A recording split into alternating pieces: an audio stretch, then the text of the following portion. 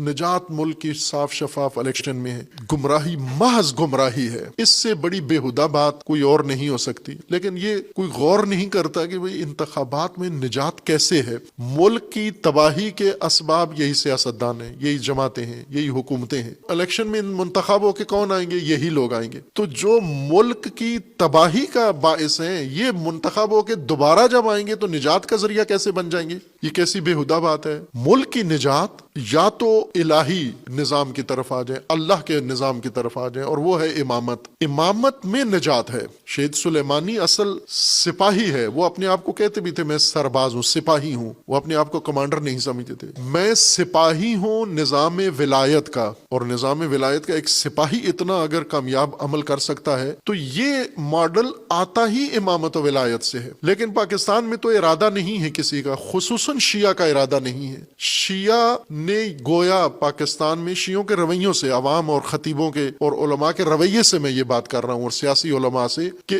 انہوں نے ہرگز پاکستان میں امامت نہیں آنے دینا۔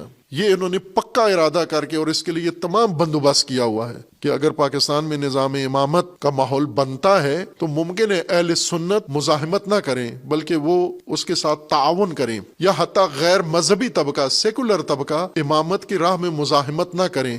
لیکن جو موجودہ شیعوں کا رویہ ہے پاکستان میں، علماء اور قائدین اور سارے یہ ضرور کریں گے، یہ ڈٹے ہوئے ہیں کہ امامت نہیں آنے دیں گے ہم۔ امامت کے علاوہ جو بھی نظام آ جائے اس کے لیے تیار ہیں۔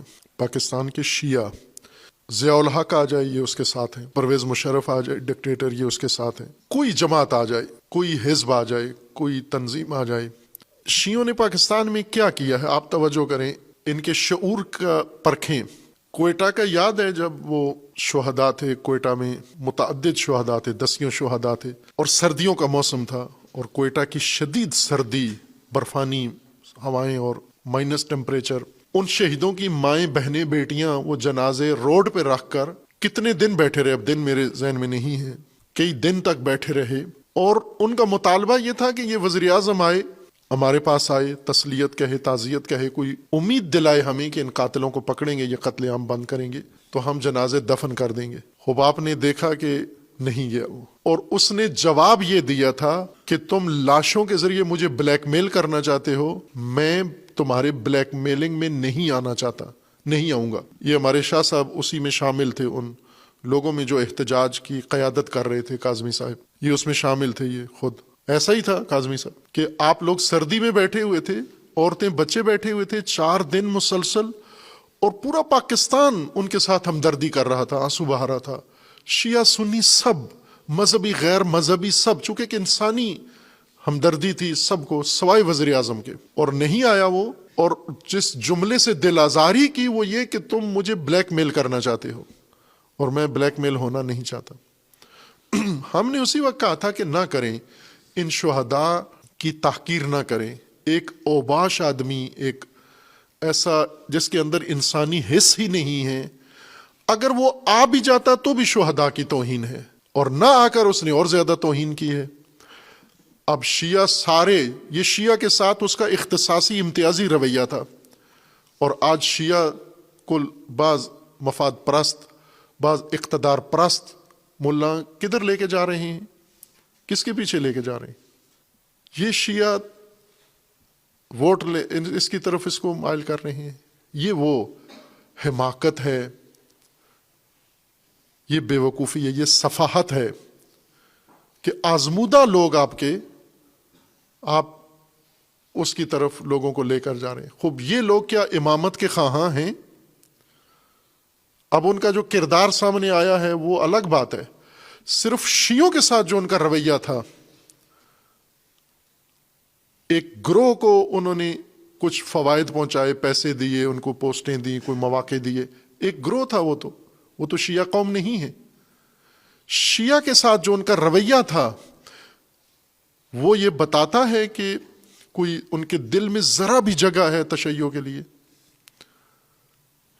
اب اس تشیع کو اسی طرف لے کے جانا یہ کیا دلیل نہیں ہے کہ امامت کے لیے شیعہ آمادہ نہیں ہے، امامت کے لیے تیار نہیں ہے؟ اور باقی بھی ایسا ہی ہیں، یوں نہیں کہ باقی لوگ ایک پارٹی اگر شیعہ کے ساتھ یہ رویہ ہے تو باقی لوگوں نے بڑا تاج سجایا ہے شیعوں کے سر پر، باقیوں نے بھی لاشوں کے علاوہ کچھ بھی نہیں دیا آپ کو۔ شیعہ کے قاتل سزا یافتہ عدالتوں نے جنہیں سزائے موت دی ہوئی تھی، پیپلز پارٹی نے آ کر یہ قلم سب کی کل عدم قرار دی کہ کسی مجرم دہشت گرد کو سزائے موت نہیں ہوگی، چونکہ پاکستان مغربی حمایت حاصل کرنے کے لیے لیبرل ملک ہے، سزائے موت کے مخالفین میں سے ہم ایک شخص کو بھی انہوں نے سزائے موت نہیں ہونے دی جو ان کے حامی تھے۔ دوسری جماعتیں بھی تاریخ ذرا اپنی پیچھے کرو، کس کے زمانے میں آپ کی لاشیں زیادہ گریں، کس نے آپ کی لاشوں کی توہین کی، کس نے آپ کے حقوق پائمال کیے، کس نے آپ سے حقوق چھینے۔ اگر شیعہ میں سے ایک گروہ، ایک فرد کو کوئی پارٹی لے لیتی ہے اور اس کے مفادات دیتی ہے تو وہ شیعہ کے زمرے میں کیوں درج ہو جاتا ہے؟ وہ تو ایک فردی مفاد ہے۔ یہ دلیلیں ہیں، یہ علامتیں ہیں کہ ہم امامت کے لیے تیار نہیں ہیں، فاسد کے لیے تیار ہیں، ہر فاسد کے ساتھ کھڑے ہونے کے لیے تیار ہیں۔ خوب ظاہر ہے جب انسان یزید کے ساتھ کھڑا ہو جائے، بنو امیہ کے ساتھ کھڑا ہونے کے لیے تیار ہو، تو وہ امام صادق کے لیے کیا کرے گا؟ کیوں امام صادق علیہ السلام کے زمانے میں بنو امیہ ختم ہوئے تو بنو عباس آ گئے، امام صادق کیوں نہیں آئے اقتدار میں؟ اور شیعوں کی مدد سے ہوا یہ کام، یہ ذہن میں رکھنا۔ ابو مسلم خراسانی، ابو سلمہ، یہ دونوں شیعہ کمانڈر تھے، اور بنو امیہ کو شیعہ کمانڈروں نے شکست دی ہے۔ شکست دی ہے کربلا کے انتقام کے نام پر، شکست دی ہے تشیع کے نام پر، لیکن جب وقت آیا، موقع آیا، اقتدار بنو عباس کو دے دیا، بیعت ان کے ساتھ جا کے کر لی۔ انہیں کہا کہ اہل البیت یہ ہیں، رسول اللہ کے چچا کے بیٹے یہ ہیں۔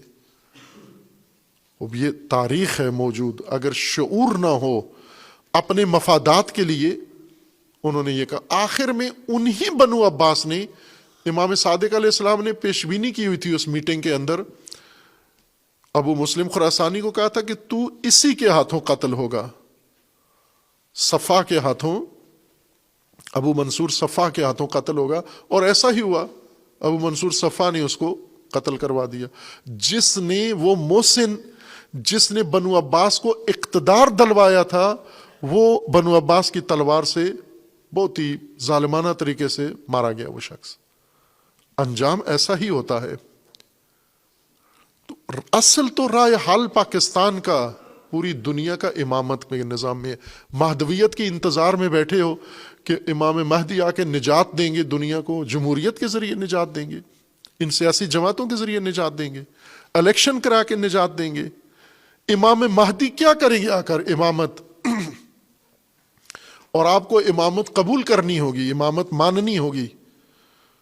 تو جو امام کے وقت امامت ہوگی وہی آج بھی اسی کی طرف آ جاؤ۔ وہ امامت اٹھی تو نہیں ہے، معطل تو نہیں ہوئی۔ امام پردہ غیبت میں، امامت کو کیوں پردہ غیبت میں لے گئے ہو آپ؟ اس امامت کو لاگو کرو، نافذ کرو، جیسا کہ آپ کے دیگر فرقوں نے، شیعہ کی دیگر شاخوں نے امامت کو قائم رکھا ہوا ہے۔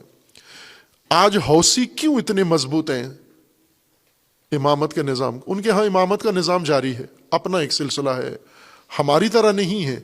وہ امام زین العابدین اور کے بعد ہم سے الگ ہو جاتے ہیں، وہ زید بن علی اور پھر ان کی اولاد اور آگے امامت کے قائل ہیں۔ اسی طرح اسماعیلیوں کے اندر امامت کا سلسلہ جاری ہے، وہ امامت سے جڑے ہوئے ہیں۔ امامت، حکومت کہیں بھی نہیں ہے ان کی، لیکن امامت ہے ان کے اندر۔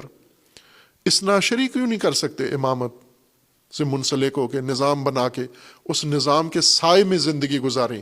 جس ملک کے اندر بھی موجود ہیں، تھوڑے ہیں یا زیادہ ہیں، امامت کے دائرے میں آ کر، امامت کے نظام سے متصل ہو کر زندگی گزاریں، لیکن ذہنی طور پر ہرگز تیار نہیں ہیں، ہر فساد کے لیے تیار ہیں۔